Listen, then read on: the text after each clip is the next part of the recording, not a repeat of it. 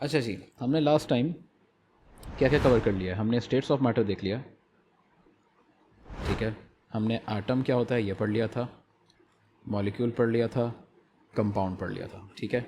और हमने थोड़ा सा मोल को भी देखा था, ठीक है। ये हम आगे पढ़ेंगे, लेकिन हमने मोल भी देख लिया था।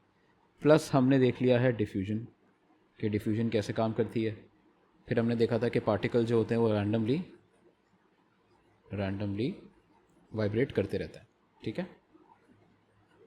उनमें वाइब्रेशन होती रहती है, सही है। वो अलग बात है कि अगर वो एक जगह पे कैद हो जाएं तो वो कम वाइब्रेट करेंगे एज सॉलिड्स,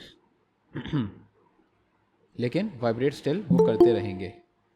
ऐसा नहीं होगा कि वो वाइब्रेट ना करें, राइट। अगर वो गैस में होंगे तब भी वो वाइब्रेट करेंगे, लेकिन उस वक्त ये होगा कि वाइब्रेशन बहुत जल्दी जल्दी होगी, ठीक है। ये इधर चला गया, ये उधर चला गया, रैंडम मोशन में टकराएंगे। और अगर एक पार्टिकल यहाँ से स्टार्ट किया था तो वो टकराते टकराते इस कॉर्नर तक पहुँच जाएगा। ओके जी। तो तो नहीं, तो तुम्हारे पास नहीं आना चाहिए। लेट मी सी।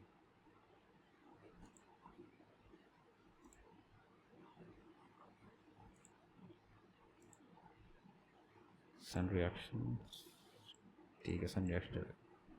हाँ जी, अब तुम्हारा तो नहीं निकलेगा नॉफिल जी। स्टार्ट करते हैं। तो स्टेट्स हमारा क्लियर है, एटम्स, मॉलिक्यूल्स, कंपाउंड हमारा क्लियर है, मोल थोड़ा सा कॉन्सेप्ट इसका है हमारे पास, डिफ्यूजन हमारा क्लियर हो चुका है, और मतलब रैंडमली अरेंज पार्टिकल्स होते हैं किस तरीके से काम करते हैं ये भी हमारा क्लियर हो चुका है। अब हम लोग बढ़ेंगे टूवर्ड्स दी आइसोटोप्स। हमको ये पता चल गया कि एटम के शेल्स कैसे काम करते हैं, और प्रोटॉन, न्यूट्रॉन, इलेक्ट्रॉन क्या होता है। हमने एटम के जो स्ट्रक्चर है उसको भी पढ़ लिया, सही है। तो now let's start with ions. Ions क्या होते हैं यार, ये मुझे नहीं मिटाना था, बहुत प्यारा होना था ये। खैर, तो अब हम पढ़ेंगे अबाउट आयंस, कि आयंस क्या होते हैं, आयंस कैसे बनते हैं, और पीरियोडिक टेबल के ऊपर जो पॉइंट्स होते हैं वो क्या होते हैं। अभी क्लियर हो जाएगा। ओके जी। आयंस, सॉरी आयंस कह रहा हूँ, आइसोटोप्स। आयंस तो हम पढ़ चुके हैं, आयंस भी हम पढ़ चुके हैं, आइसोटोप्स पढ़ेंगे आज। अच्छा जी, तो आज हम देखेंगे कि आइसोटोप्स क्या होते हैं, आइसोटोप्स क्या होता है, ठीक है। तो let's start with defining isotopes, कि इनका मतलब क्या है। Isotopes are basically different atoms of the same element that contains the same number of proton but a different number of neutron. जैसे मैंने पहले बताया था कि किसी भी एलिमेंट की पहचान उसका प्रोटॉन होता है, प्रोटॉन का नंबर, सही है। हाइड्रोजन का अगर प्रोटॉन नंबर 1 है तो ये इसकी पहचान है, ये इसकी आइडेंटिटी है। 1 is the identity of that element, ठीक है। डजेंट मैटर कि न्यूट्रॉन बढ़ रहा है या कम हो रहा है, या इलेक्ट्रॉन बढ़ रहा है या कम हो रहा है, इट डजेंट मैटर, इससे ये चीज़ चेंज नहीं होगी। लेकिन अगर प्रोटॉन 1 से 2 हो गया, सही है, यानी कि अगर एक प्रोटॉन था उसके साथ एक और लग गया तो ये हाइड्रोजन की जगह हीलियम बन जाएगा, अपना एलिमेंट चेंज कर लेगा, सही है जी। तो आइसोटोप क्या होते हैं जी, they are different atoms of the same element, same element के डिफरेंट एटम। डिफरेंट क्यों? क्योंकि इनके अंदर न्यूट्रॉन का फर्क होता है, सही है। That contains the same number of proton but different number of neutrons. The symbol for an isotope is the chemical symbol or word followed by a dash and then the mass number। कैसे, अभी समझ में आ जाएगा। सबको यहाँ तक clear है? सबके पास स्क्रीन शो भी हो रही है? ठीक है, परफेक्ट। अच्छा जी, सो C14, अभी हम क्या बात कर रहे थे कि the symbol for an isotope is the chemical symbol or word followed by a dash then the mass number जो कि वो बना रहे हैं। फॉर एग्जांपल कार्बन डैश 12 है, तो मतलब ये है कि ये 12 जो है ये दिखा रहा है कि कार्बन के अंदर मास क्या है, राइट। अगर कार्बन डैश 14 है तो ये दिखा रहा है कि ये एक आइसोटोप है। ये दोनों आइसोटोप हैं, 12 भी और 14 भी, ठीक है। एक एग्जाम्पल है, तो जैसे C14 है और carbon 14 is the isotope of carbon which contains 6 protons, 6 electrons and 8 neutrons, ठीक है। so it can also be written like this, ऐसे भी लिख सकते हैं इसको और ऐसे भी लिख सकते हैं, दो तरीके से लिखा जा सकता है, सही है। जिसमें बड़ा नंबर जो है ये है हमारा जो दिखा रहा है आइसोटोप को, ठीक है। छोटा नंबर जो है ये दिखा रहा है प्रोटॉन्स को। Okay, moving on. After erasing this mess.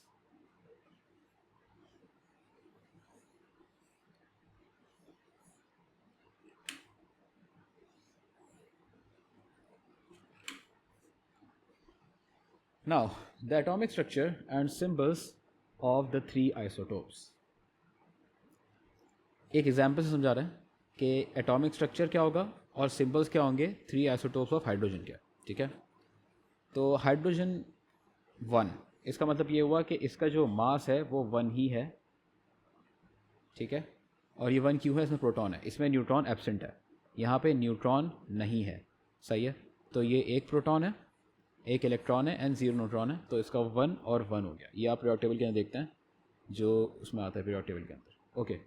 Then आपके पास है हाइड्रोजन 2, इसका मतलब ये हुआ कि अभी भी प्रोटॉन तो एक ही है, ठीक है, बस एक न्यूट्रॉन भी आ गया। ये देखो, ये रहा न्यूट्रॉन और ये रहा प्रोटॉन और ये रहा एक इलेक्ट्रॉन, ठीक है। तो हम इसको ऐसे लिखेंगे 2 1। And then we have hydrogen 3, इसका मतलब अभी भी यही है कि प्रोटॉन एक है लेकिन न्यूट्रॉन हमारे पास 2 हो गए, ठीक है। तो ये प्रोटॉन 1, इलेक्ट्रॉन 1 एंड न्यूट्रॉन 2, तो इसका मास बढ़ गया कि क्योंकि ये क्या दिखाता है, ये हमें दिखाता है न्यूक्लियॉन नंबर, राइट। ये न्यूक्लियॉन नंबर है, इसे हम एटॉमिक मास भी कहते हैं क्योंकि यहीं पे सारा मास होता है। तो जैसे ही हमारे पास 2 न्यूट्रॉन हो गए और 1 प्रोटॉन हो गया तो आपस में प्लस करें इनको तो आंसर आएगा 3, सही है। तो यहाँ पे बन गया 3। ओके, यहाँ तक सबको क्लियर है। अब हम इसको थोड़ा सा ना एग्जाम्पल के थ्रू भी समझते हैं।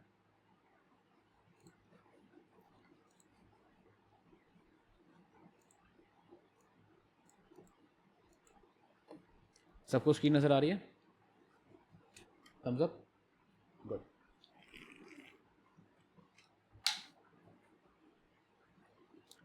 अच्छा जी, आइसोटोप्स एंड एटॉमिक्स, ये देखो, अब यहाँ पर ये हाइड्रोजन है, ठीक है, और इस हाइड्रोजन के अंदर ये जो है ये प्रोटॉन है, इसी की हम बात कर रहे थे, सही है। ये न्यूट्रॉन्स पड़े हुए हैं। लेट्स सपोज मैंने एक बॉल उठाई और मैंने यहाँ पे ऐड कर दी, देखो यहाँ पे क्या हुआ, 2 हो गया। अगर मैं न्यूट्रॉन हटाऊँ तो 1 हो गया, ठीक है। ये बॉल, अब ये नंबर चेंज होगा, बॉल डाली छोड़ी 2 हो गया, क्या बढ़ गया, एटॉमिक मास बढ़ गया। यहाँ पे नज़र आ रहा है प्रोटॉन 1 है, न्यूट्रॉन भी 1 है और इलेक्ट्रॉन भी 1 है। अब यहाँ पर एक और चीज़ देखो, अबंडेंस, सो करते हैं छोटा, ओके।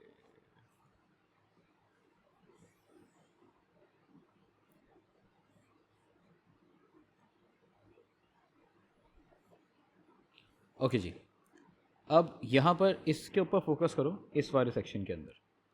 अभी इस वाले आइसोटोप के नेचर में होने की इतनी अबंडेंस है, ठीक है। मतलब हाइड्रोजन 1 जो है वो नेचर में 99.9885% प्रेजेंट है, ठीक है, नेचर के अंदर।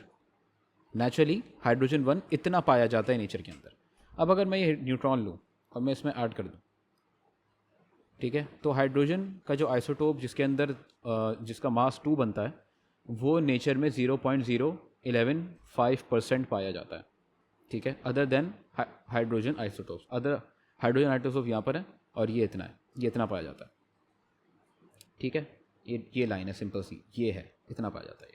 अगर मैं एक और न्यूट्रॉन लूँ और मैंने यहाँ पे ऐड कर दिया आइसोटोप, द आइसोटोप ट्रेस, अभी देखो ये अनस्टेबल होना शुरू हो गया, ठीक है, ये पाया नहीं जाता। सिमिलरली अगर मैं यहाँ पे एक और आइसोटोप ऐड कर दूँ तो ये बिल्कुल ही 0% है, मतलब है ही नहीं, सिरे से हाइड्रोजन 4 है ही नहीं, एग्जिस्ट ही नहीं करता, ठीक है, और बहुत अनस्टेबल है। एंड हमने एक और ऐड कर दिया तो ये भी ऑब्वियसली बात है, 4 एग्जिस्ट नहीं करता तो ये भी अनस्टेबल हो गया। एटॉमिक मास गायब, इसको पीछे करते हैं। ये एटॉमिक मास है आपका, सही है। हाइड्रोजन 1 का एटॉमिक मास ये है। अभी इसको समझेंगे थोड़ा ना और डिटेल में तो मसला ख़त्म हो जाएगा इंशाल्लाह। ओके, सिमिलरली अब हम आते हैं कार्बन के ऊपर जिसको हम अभी पढ़ रहे थे, ठीक है। ये कार्बन 12 है। कार्बन 12 मतलब ये हुआ कि इसके अंदर न्यूट्रॉन जो है वो 6 हैं और प्रोटॉन भी जो है वो 6 हैं। काउंट देख करो, 1 2 3 4 5 6 प्रोटॉन, 1 2 3 4 5 6, ठीक है। इलेक्ट्रॉन इसके अंदर कितने हैं, 1 2 3 4 5 6। ये जो है ये पूरा पर्पलिश एरिया आपका इलेक्ट्रॉन क्लाउड है, सही है। ओके, तो कार्बन 12 98.93% पाया जाता है इन्वायरमेंट में when compare to other carbon isotopes, जिनका ये सेक्शन है, बस इतना सा इनका चार्ट है, ठीक है, इतना सा सेगमेंट है इनका। अब जब मैं यहाँ से एक न्यूट्रॉन उठाता हूँ और मैं यहाँ पे ऐड कर देता हूँ, ठीक है, तो कार्बन 13 1.07% पाया जाता है नेचर के अंदर। आइसोटोप सेम कार्बन है, बस आइसोटोप डिफरेंट है। एक और ऐड कर दिया, इसका बस ट्रेस है और ये अब अनस्टेबल होना शुरू हो गया। एक और ऐड कर दिया, 0%, ये एग्जिस्ट ही नहीं करता। सही है जी, यहाँ तक बात सबको समझ में आ गई है?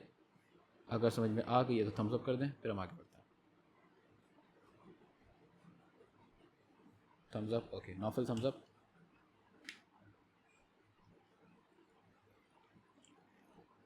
Okay, perfect, moving on. अब हमने क्या क्या समझ लिया? अब हमने देख लिया कि आइसोटोप क्या होता है, सही है, हमने ये समझ लिया। हमने देख लिया है कि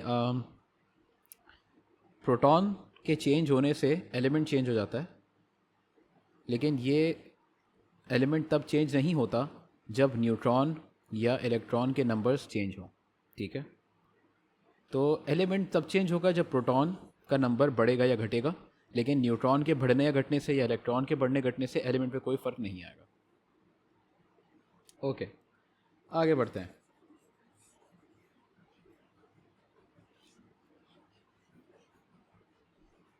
मूविंग ऑन, अब सवाल यह है कि वाई आइसोटोप शेयर प्रॉपर्टीज़।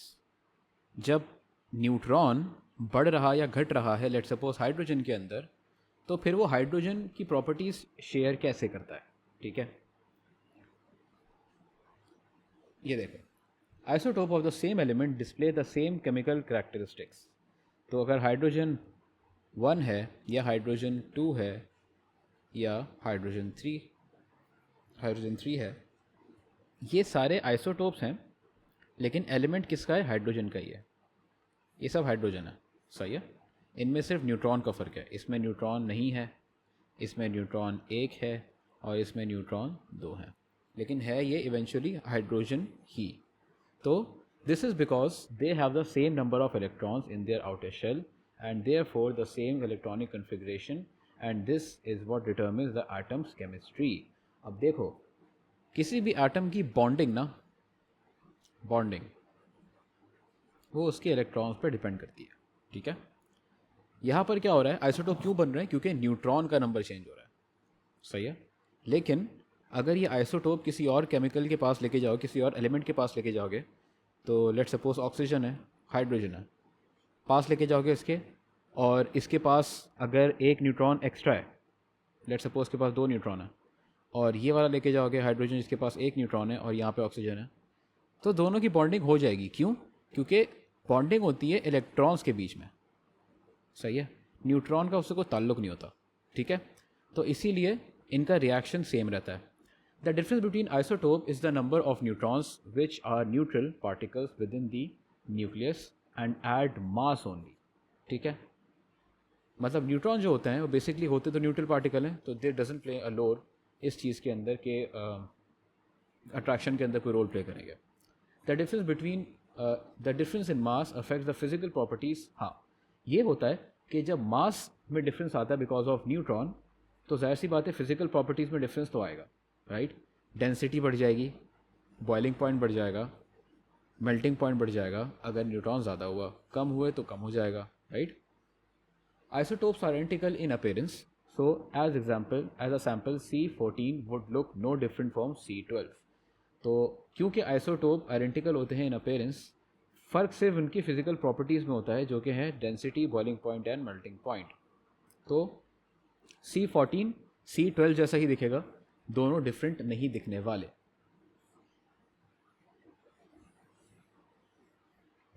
पकड़ा,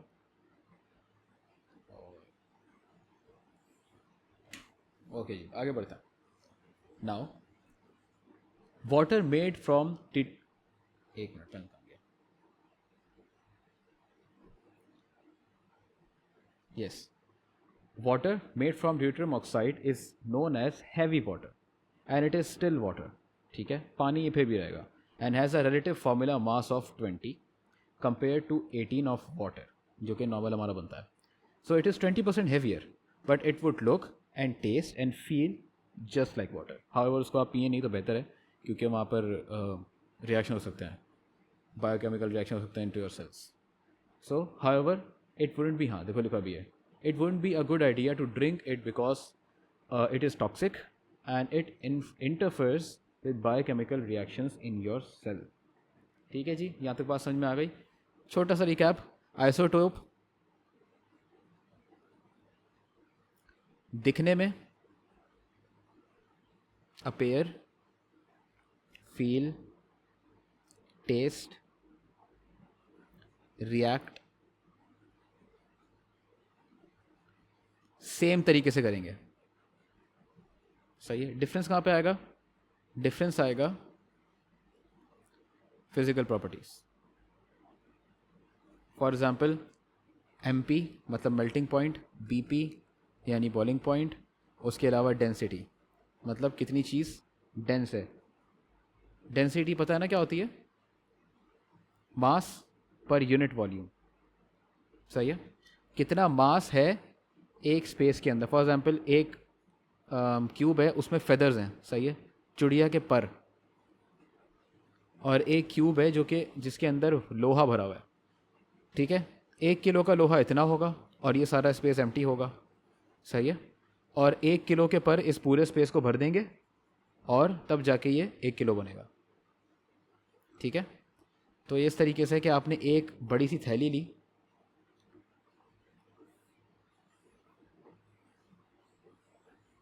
बताता हूँ.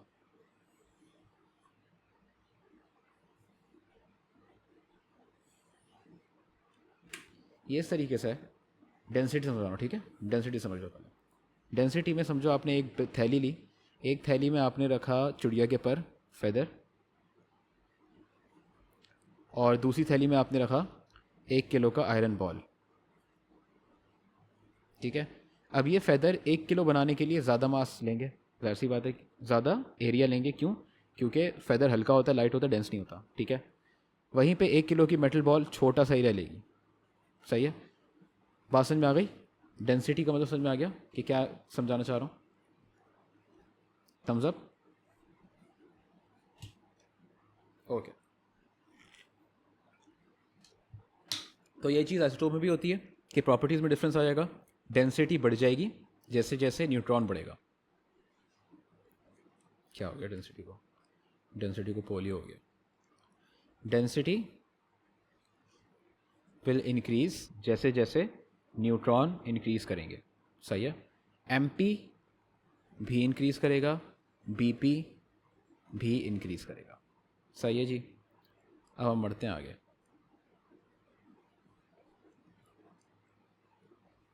ओके. कैलकुलेटिंग रिलेटिव एटॉमिक मास. अब हम थोड़ी मैथ की तरफ आएंगे. सही है. सबसे पहले आसान समझ लो कि the symbol for relative atomic mass is AR.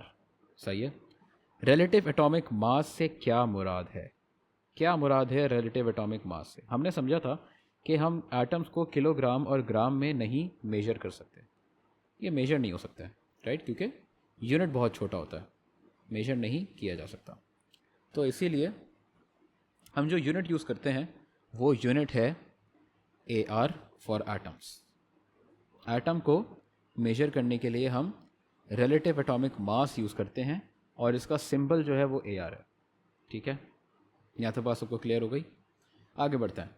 The relative atomic mass for each element can be found in the periodic table along with the atomic number. जैसे हमने ऊपर देखा था ये जो है आपका ये वाला, ये हो गया आपका एटॉमिक नंबर,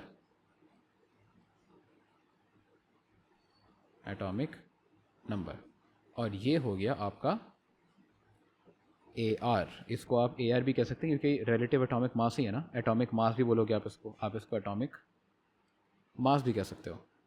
इसको आप रिलेटिव एटॉमिक मास भी कह सकते हैं. इसको आप न्यूक्लियन नंबर भी कह सकते हैं. ठीक है. तो ये 3 चीज़ें, इनको याद रखना, कंफ्यूज नहीं होना. ये सब बड़े नंबर को रिप्रेजेंट करती हैं. सही है जी. Okay, the atomic number is shown above the atomic symbol and the relative atomic mass is shown below the atomic symbol. हमेशा ऐसा नहीं होता, कभी कभार ऐसे भी होता है. ठीक है, एटॉमिक नंबर नीचे दिखाया गया, एटॉमिक मास ऊपर दिखाया गया. बस जो बड़ा होगा वो होगा मास. ठीक है, मास या फिर न्यूक्लियन नंबर. हम लोग ये टर्म यूज़ नहीं करेंगे इतनी, हम ये ज़्यादा यूज़ करेंगे, मास वाली. ठीक है, अब नाम से क्लियर है कि ये रिलेटिव एटॉमिक मास है, मतलब एक रिलेटिव मास है ऑफ एन एटम. ठीक है, दिस जैसे हम केजी और ग्राम यूज़ करते हैं वैसे हम AR को यूज़ करेंगे to measure atom. Okay, moving on. हम पढ़ रहे हैं कैलकुलेटिंग रिलेटिव एटॉमिक मास. तो हमने ये समझ लिया कि AR क्या होता है. AR is basically the symbol for relative atomic मास. सही है. The relative atomic mass for each element can be found in the periodic table along with the atomic number. सही है. Atoms are too small to accurately measure या weigh, but scientists needed a way to compare the masses of atoms. ठीक है, सो उन्होंने क्या किया, उन्होंने carbon 12 को एज स्टैंडर्ड यूज़ किया, जो हमने उस दिन पढ़ा भी था. तो 12 यूनिट्स, इसका मतलब ये हुआ कि अगर कार्बन C12 का एक एटम है तो उसको बैलेंस करने के लिए हाइड्रोजन, जिसका एक वो है इरेजर, हाइड्रोजन जिसका एटॉमिक मास जो है वो 1 है, ऐसे 12 हाइड्रोजन चाहिए होंगे. ठीक है, बात समझ में आ गई. तो इसको बैलेंस आउट करने के लिए हमें हाइड्रोजन 1 के 12 एटम्स चाहिए होंगे और कार्बन 12 का एक एटम काफ़ी है. सिमिलरली कार्बन 12 को बैलेंस आउट करने के लिए हमें मैग्नीशियम का Mg, जिसका जो वो है रिलेटिव एटॉमिक मास वो है 24. ठीक है, हमें Mg के आधा चाहिए होगा, मतलब हमें इसको बैलेंस करने के लिए 0.5 Mg चाहिए होगा, इसको बैलेंस करने के लिए इससे. क्यों? क्योंकि 24 का आधा क्या होता है, 24 का हाफ होता है, डिवाइड बाय 2 करो तो क्या बचेगा, 2 1 2, 2 12 24. तो हमें आधा चाहिए होगा Mg का 0.5 to balance out carbon 12 as standard. ठीक है, सिंपल मैथ है, ज़्यादा कॉम्प्लेक्स वगैरह नहीं है, हमने बस इसको एज स्टैंडर्ड सेट किया. तो the average mass of the isotopes of an element compare to 1/12 of the mass of an atom of C12, इसको बस पढ़ लिया, समझने की जरूरत नहीं है. आगे बढ़ते हैं. The relative atomic mass of carbon 12 is 12. The relative atomic mass of magnesium is 24, which means magnesium is twice as heavy as carbon. तभी हमको 0.5 मैग्नीशियम चाहिए था. अच्छा, now the relative atomic mass of hydrogen is 1, which means हमें 1/12, जो कि 1/12 of the mass of the carbon है, carbon atom जो हमने ऊपर देखा यहाँ पर. अच्छा, the relative atomic mass of an element can be calculated from the mass number and relative abundance of all isotopes of particular element using the following equation. अब ये सर के ऊपर से इससे पहले गुजरे, हम थोड़ा सा ना उस प्रैक्टिकल को देखते हैं जो हम लोग कर रहे थे. यहाँ पर नोटिस करना क्या हो रहा है, जब मैं न्यूट्रॉन उठा के यहाँ पे डाल रहा हूँ तो ये कैसे निकल रहा है, ये नंबर कैसे निकल रहा है, राइट. जब मैं इसको हटा रहा हूँ तो ये कैसे निकल रहा है ना, बात समझ में आ रही है. तो ये क्या है, बेसिकली ये ऐसे निकल रहा है कि हमको पता चल रहा है कि नेचर में कितने प्रेजेंट है ये आइसोटोप. ठीक है, अब देखना ये नंबर कैसे चेंज होगा. जैसे ही मैं इसको उठाता हूँ और इसको यहाँ डालता हूँ तो नंबर चेंज हो गया. ठीक है, देखो mass number, atomic mass unit change हो गया. अब जब मैं इसको उठा के इधर डालूंगा तो नंबर फिर चेंज हो गया. देख रहे हो ये क्यों हो रहा है. हम क्या कर रहे हैं, हम बेसिकली इन तीनों आइसोटोप का एवरेज ले रहे हैं. सही है, क्यों. फॉर एग्जाम्पल मैं कहता हूँ कि हाइड्रोजन जो है वो पूरी दुनिया के अंदर प्रेजेंट है, हाइड्रोजन 1 जो है वो प्रेजेंट है 98%. ठीक है, फिर एग्जाम्पल दे रहा हूँ. ठीक है, एग्जाम्पल है ये. लेट्स सपोज मैं कहता हूँ हाइड्रोजन 2 जो है वो पूरी दुनिया में प्रेजेंट है 1.5%, और मैं कह रहा हूँ कि हाइड्रोजन 3 जो है वो प्रेजेंट है 0.5%। ठीक है, अब है तो ये सारे हाइड्रोजन ही, राइट? सारे के सारे क्या हैं? हाइड्रोजन ही तो हैं। भले वो आइसोटोप हो लेकिन एलिमेंट तो हाइड्रोजन का ही है ना? तो इसीलिए हम इन तीनों का लेंगे एवरेज। और एवरेज लेने के बाद हम डिसाइड करेंगे हाइड्रोजन का कलेक्टिवली क्या बन रहा है atomic mass unit. Atomic mass मतलब मास क्या बन रहा है कलेक्टिवली। इन सारे आइसोटोप को मेजर करने के बाद, इनकी परसेंटेज मेजर करने के बाद क्या बन रहा है मास हाइड्रोजन के एटम का, हाइड्रोजन के एलिमेंट का मास क्या बन रहा है।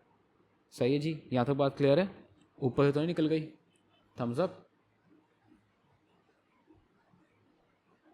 Thumbs up. ओके, वाह यार, okay good, I was not expecting that. Okay, तो इसको करने का सिंपल सा तरीका है, ठीक है जी। वो हम समझते हैं क्या। पहले मैं इस गंदगी को मिटाऊंगा कि मुझे हो रहा है ओसीडी।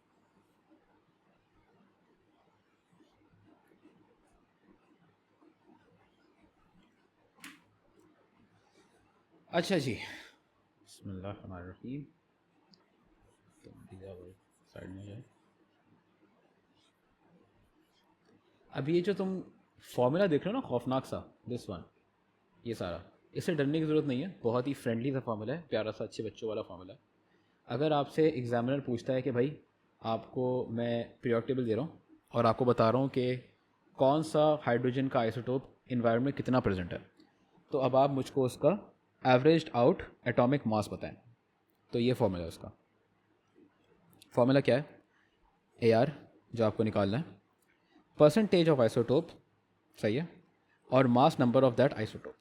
ठीक है, परसेंटेज क्या मतलब वो आइसोटोप कितना प्रेजेंट है इन्वायरमेंट के अंदर, और उस आइसोटोप का मास नंबर क्या है। ठीक है, देखो किस तरीके से। जैसे इस केस के अंदर हाइड्रोजन 1 जो है उसकी परसेंटेज 99.9885% है। ठीक है, और इसका मास नंबर क्या है? इसका मास नंबर है 1। सही है, यहाँ तो बात क्लियर है। आपने ये लिया, आपने आपस में इनको क्या करा दिया? आपने इनको आपस में मल्टीप्लाई करा दिया। इसको तो क्रॉस कर दूँगा। सही है जी, आपने इसको आपस में करा दिया मल्टीप्लाई। अब हमारे पास, भाई पॉपअप नहीं होना चाहिए, आप हट जाएं। ओके, अब हमारे पास दूसरा आइसोटोप जो है उसका मास नंबर है 2 और उसकी अबंडेंस जो है वो है ये। तो अब आपने 2 को मल्टीप्लाई करा दिया 0.0115 से। सही है, एंड देन क्योंकि हम परसेंटेज निकाल रहे हैं तो आपने नीचे रखा 100 और जो आंसर आया उसको आपने डिवाइड करा दिया 100 से। दोनों को आपस में प्लस करवाएं, आंसर आ जाएगा 100 से डिवाइड करा दें। ईजी, कुछ नहीं है। चलो अब करके देखते हैं। आइसोटोप 1 जो है उसके नंबर ऑफ प्रोटॉन ये हैं, नंबर ऑफ न्यूट्रॉन ये हैं, और आइसोटोप परसेंटेज ऑफ आइसोटोप उसका इतना है। ये तो मुश्किल हो गई, हमें तो बात करी थी कि हम मास नंबर को कराएंगे। तो भाई सिंपली इसको ऐड कर दो। सही है, जब इन दोनों को ऐड करोगे तो आपके पास क्या आंसर आएगा? 48, 37। ऐड करो,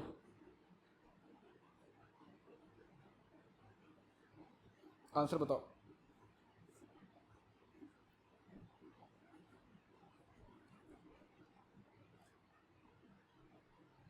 बिल्कुल 85। ठीक है, तो आपके पास इधर 85 आ जाएगा। नीचे वाला करो, 37 + 50, इसका आंसर क्या होगा? 87। ठीक है जी, तो इन दोनों को प्लस किया तो आंसर आया 87, इन दोनों को प्लस किया तो आंसर आया 85। तो हमने क्या करना था? हमने सिंपली इसको इससे मल्टीप्लाई करा देना है और इसको इससे मल्टीप्लाई करा देना है। ठीक है, तो अगर हमने 85 मल्टीप्लाई बाय 72 किया एक तरफ, एंड देन हमने प्लस किया, फिर मल्टीप्लाई 87 मल्टीप्लाई बाय 28, और अपान में आपने डाल दिया 100। ठीक है जी, तो आपके पास सिंपली आंसर आ जाएगा, और आंसर आपके पास क्या आएगा? 85.6% is the mass of that element, like total mass averaged out, जो कि इन्वायरमेंट में प्रेजेंट है। एवरेज मास है ये इन्वायरमेंट में प्रेजेंट होने वाला मास। ठीक है, जो भी एलिमेंट होगा, एलिमेंट एक्स जो भी है। यहाँ तक बात सबको क्लियर हो गई?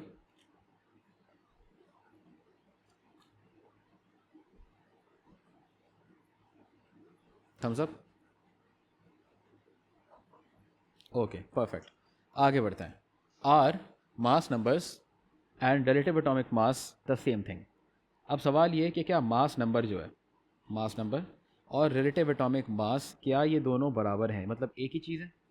इसको देखते हैं। On periodic table provided in your exam you will see that lithium has a relative atomic mass of 7। ठीक है, ये 7 है, इसमें पॉइंट्स वगैरह नहीं लगे हुए। ठीक है, although it seems that this is the same as mass number, they are not the same thing because relative atomic mass is a rounded number. ठीक है, relative atomic mass एक rounded number होता है, इसे राउंड ऑफ किया जाता है towards the nearest value, nearest whole number की तरफ से राउंड ऑफ करता है। हाउएवर जब हम बात करते हैं मास नंबर की तो उसका केस डिफरेंट है। अच्छा जी, relative atomic mass takes into account the existence of isotope when calculating the mass. Relative atomic mass is an average mass of all the isotope of that element. ठीक है, for simplicity relative atomic masses are often shown to the nearest whole number. सही है, तभी जब हम hydrogen देखते हैं तो 1 और 1 लिखा होता है, जबकि टेक्निकली लिखा क्या होना चाहिए, 1.0 इस तरीके से होना चाहिए, क्योंकि हम एवरेज आउट कर रहे हैं। जैसे यहाँ पे 85.6 आ रहा है, वैसे हाइड्रोजन के आगे भी 0 आई गेस 6 ऐसे कुछ लगता है। ठीक है, और नीचे फिर प्रोटॉन नंबर होता है जो क्या है 1। अगर हम यहाँ पे देखें इस तरफ, तो इसका एवरेज निकाला जाए, लेट्स सपोज इसका एवरेज निकालोगे और इसका एवरेज निकालोगे, मल्टीप्लाई करा के 100% से करोगे, तुम्हारे पास आंसर आ जाएगा इस चीज़ का, लेकिन वो पॉइंट्स के अंदर ही आएगा। सही है, तो सिंप्लिसिटी के लिए हम क्या करते हैं, रिलेटिव एटॉमिक मास के अंदर हम लोग उसको राउंड कर देते हैं towards the nearest whole number. ठीक है, ताकि कन्फ्यूजन ना हो। अगर हम पीरियोडिक टेबल देखें एक, जो यहाँ पे होगा प्रॉब्ली, तो ये देखो यहाँ पर इस पीरियोडिक टेबल के अंदर ये जो है this is proton and this 0.1.01, this is the mass, average mass है ये। ठीक है, however अगर हम इसको नॉर्मली लिखेंगे रिलेटिव एटॉमिक मास, तो इसका रिलेटिव एटॉमिक मास 1 ही आएगा। सही है, अब जैसे ये है लिथियम की जो बात हो रही थी, देखो 3 इसका प्रोटॉन हो गया एंड हमारे पास 6.94 is basically the mass, average mass है ये। लेकिन इसका रिलेटिव एटॉमिक मास क्या होगा, उसको हम बोलेंगे 7, क्योंकि हमने इसको राउंड ऑफ कर दिया टू 7। सिमिलरली 24.31 है, इसको भी राउंड ऑफ कर दिया जाएगा।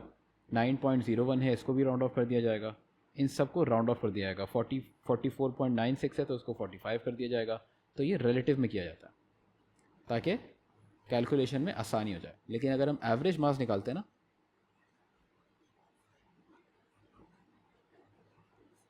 तो वो फिर हम लोग प्रॉपरली लेते हैं, जो कि हम आइसोटोप्स के साथ, आइसोटोप के मास के साथ उसकी अबंडेंस को मल्टीप्लाई करा के निकालते हैं।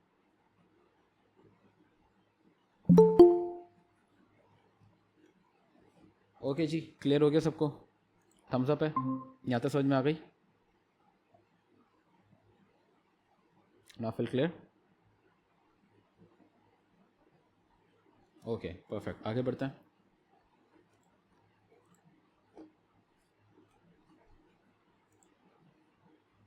या तो तुम लोग बहुत स्मार्ट हो, या तो मैं तुम लोगों को ज़्यादा डम समझ रहा था।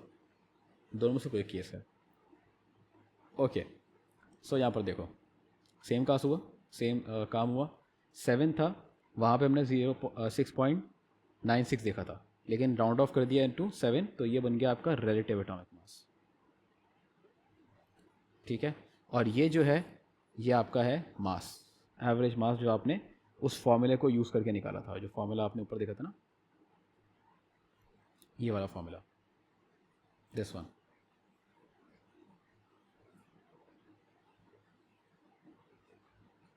ठीक है, इसको यूज़ करके जो आपने निकाला था वो था बेसिकली मास। सही है, 6.96।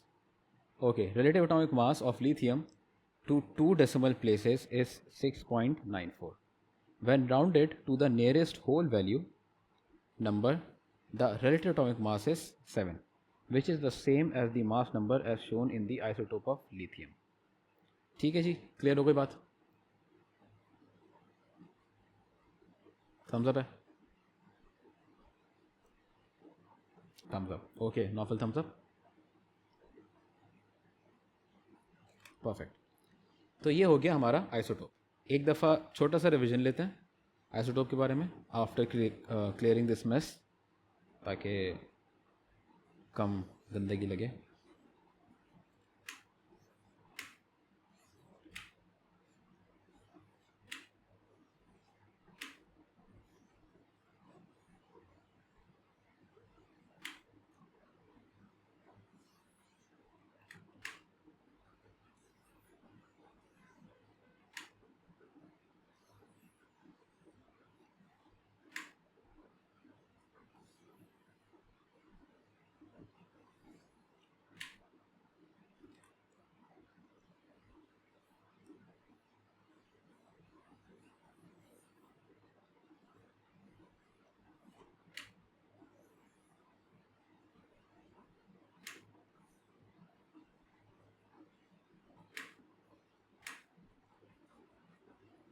Almost done.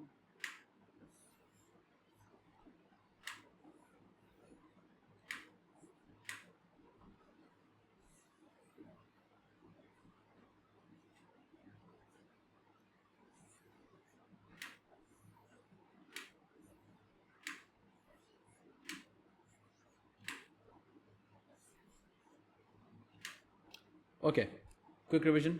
Isotopes are different atoms of same element जिनका प्रोटॉन नंबर एक होता है लेकिन न्यूट्रॉन नंबर डिफरेंट होता है। सही है जी।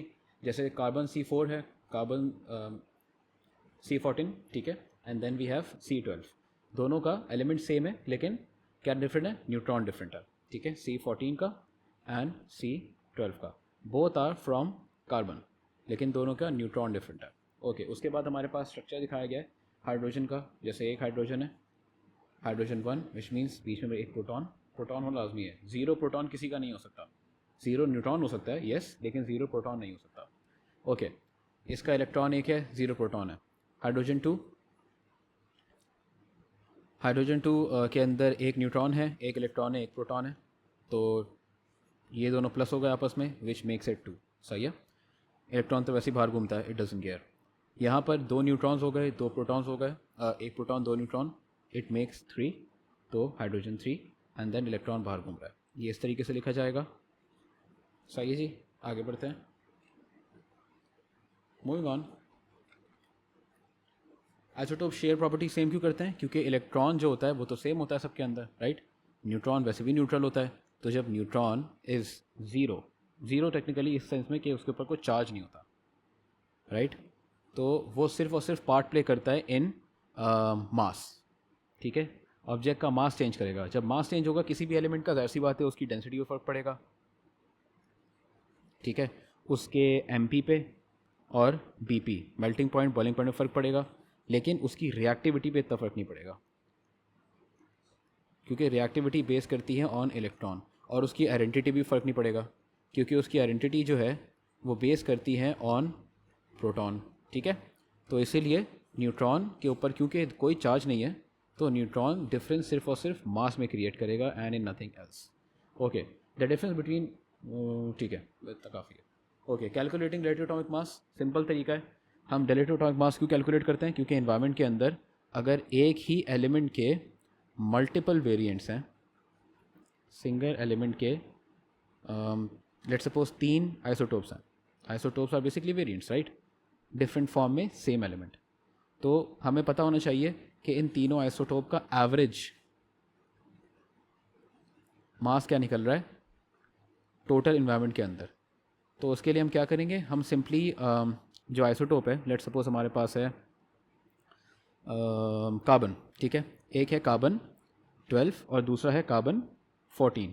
तो हम देखेंगे कार्बन 12 की कितनी है इन्वायरमेंट के अंदर परसेंटेज। लेट्स सपोज कार्बन 12 जो है वो है 98% और कार्बन 14 जो है वो है 2%। तो आपस में इसको मल्टीप्लाई कराया, आपस में इसको मल्टीप्लाई करा दिया, तो 12 इंटू 98 फिर प्लस 14 इंटू 2, सही है। ये हो गई आपकी percentage available in the environment और ये आपका हो गया मास ऑफ दैट, यानी कि atomic mass of that isotope. ये हो गया आपका atomic mass of that isotope और ये हो गई परसेंटेज उस आइसोटोप की इन्वायरमेंट के अंदर। दोनों को जब आपने मल्टीप्लाई करा के प्लस करा दिया तो आप उसको डिवाइड करा देंगे 100 से, आपके पास आंसर आ जाएगा। ठीक है, इधर आपका आंसर आएगा। इसका नीचे करके भी एक दिखाया हुआ है। तो यहाँ पे इन लोगों ने थोड़ा सा ट्रिक करने की कोशिश करी है कि number of proton number of neutron दे दिया। सिंपल तरीका है, दोनों को आपस में प्लस कराओ, तुम्हारे पास मास आ जाएगा। फिर से मास को मल्टीप्लाई करा दो फ्रॉम दिस और इनको आपस में प्लस कराओ, मास आ गया, मल्टीप्लाई करा दो फ्रॉम 28, आंसर आ जाएगा 85.6 after dividing the answer from 100।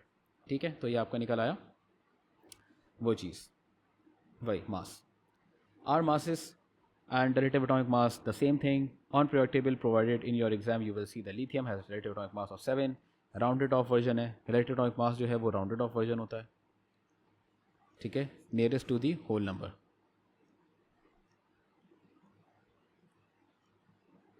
ठीक है जी। although it seems that it is the same as mass number, they are not the same thing because the relative atomic mass is the rounded number। सही है, मास जो होता है वो different होता है। Mass number is basically like जो decimals में आता है, ये जो है ये मास नंबर है, दिस इज़ मास नंबर। लेकिन मुझे अगर इसको रिलेटिव एटॉमिक मास बनाना होगा तो मैं क्या करूँगा, इसको राउंड ऑफ कर दूंगा किस तरफ, टुवर्ड्स 86।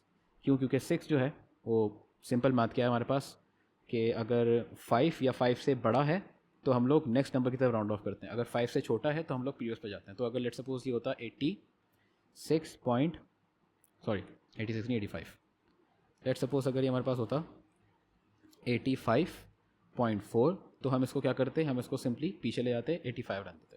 लेकिन अगर हमारे पास होता यहाँ पर 85.7 तो हम इसको 86 कर देते। तो ये राउंडेड वर्जन्स हैं, ये बनाते हैं रिलेटिव एटॉमिक मास। ये बात याद रखना बस सिंपली कि आर से रिलेटिव और आर से राउंडेड वर्जन। ठीक है, तो जब भी रिलेटिव एटॉमिक मास आएगा तो R equals to relative mass and R equals to rounded, दोनों आर से आता है, तो मतलब ये राउंडेड नंबर है, राउंडेड मास। ठीक है, मास नंबर जो होता है ये एक्चुअल होता है, पॉइंट्स के अंदर आता है। जैसे 85.6 पॉइंट की वजह से यहाँ पर चल रहा है कि ये मास नंबर है, ये राउंड ऑफ नहीं हुआ है। ठीक है जी। Relative atomic masses in average masses of all isotopes of the element. Relative atomic mass जो होता है वो एक एवरेज मास होता है of all the isotope that हम लोग कैलकुलेट कर रहे होते हैं। For simplicity relative atomic mass are often shown to the nearest whole number. सही है जी, क्लियर हो गई यहाँ तक बात? तो ये आपके पास आंसर आ गया इस चीज़ का। सबको क्लियर हो गई बात? थम्स अप है।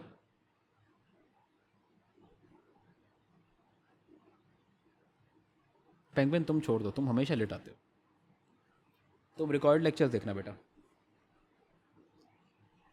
ओके, हमारे पास आइसोटोप्स कवर हो चुके हैं। आगे क्या है हमारे पास? लैपटॉप आयनिक बॉन्ड्स लंबा हो जाएगा बस। ठीक है, यहाँ पे हम रैपअप करते हैं इसको और फिर नेक्स्ट क्लास इंशाल्लाह हम करते हैं ऑन वेडनेसडे। ठीक है जी, क्लियर?